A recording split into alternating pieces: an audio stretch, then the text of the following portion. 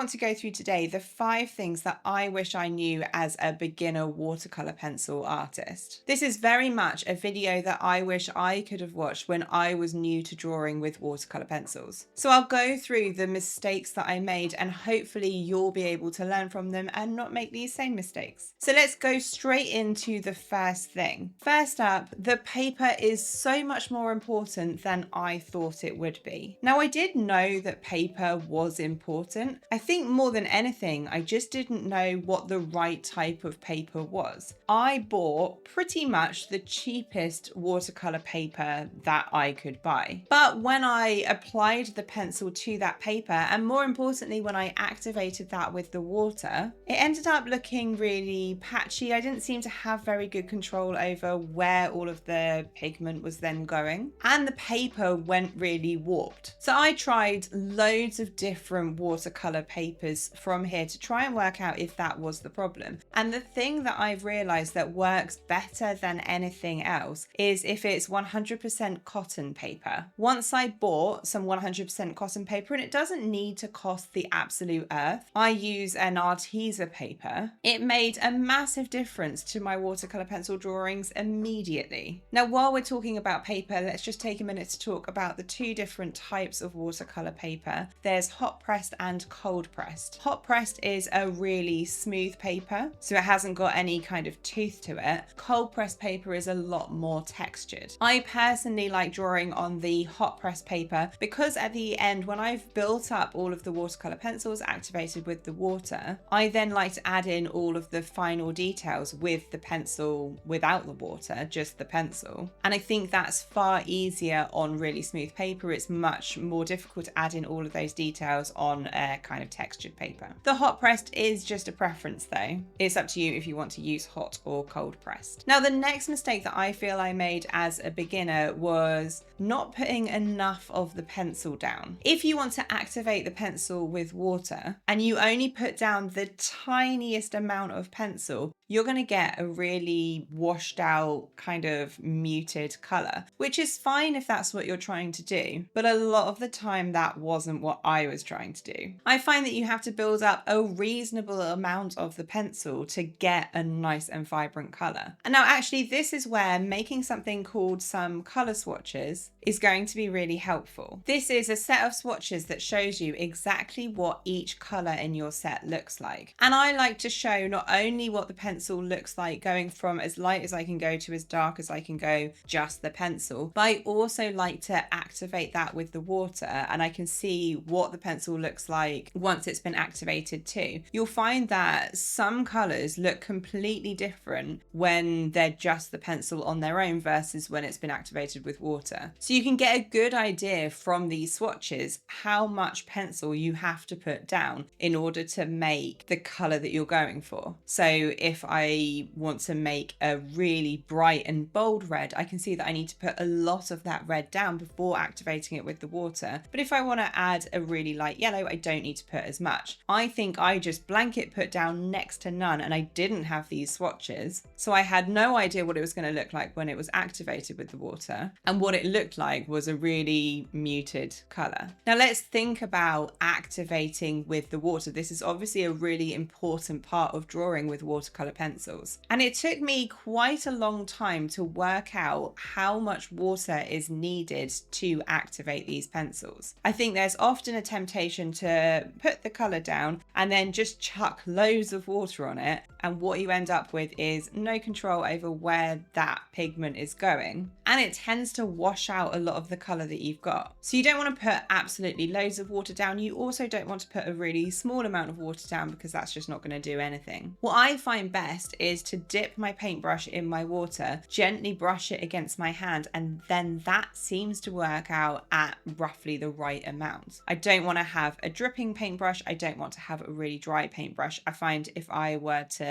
dry my paintbrush on some paper towel or tissue, it would be too dry. I think this is where those color swatches are really helpful though, because you can get a good idea just while making these how much water you need to activate, and that will end up making a huge difference. Now, we've talked a lot up until now about the kind of general techniques, mistakes that I made with the general techniques of watercolor pencils. Let's think a bit more about mistakes applying these watercolor pencils to an actual drawing. And I would say the next mistake is that I think I genuinely thought that I could just chuck all of the pencil down on the paper, activate it, add some details over the top, and that would be it. But it needs a bit more thought and planning than that. Now, I have found the best way to work with watercolor pencils is to build up all of the colors and shapes in layers. So rather than just chucking all of that pencil down on the paper, work one set of colors at a time. Now, I think it's easiest to work by adding in the lightest colors that I can see in each area and then activating that with the water before going through doing all of the mid-tone colors, blocking in all of the shapes, and then activating that with the water, and then finally adding in all of the darkest colors, activating that with the water. Now, it's very important between these layers to wait for the pencil to completely dry. You don't want to be trying to add more color over the top when it's still a bit damp. I think if you leave the paper to dry for at least half an hour, that seems to work out about right. Then if it's an animal, I add in another layer of building up some of the fur or feather texture, activating that with water. And then it's finally at this point that I would add in all of the details with that dry pencil, which is where everything finishes off and comes together. So it's a longer process, but you end up with a much nicer, cleaner,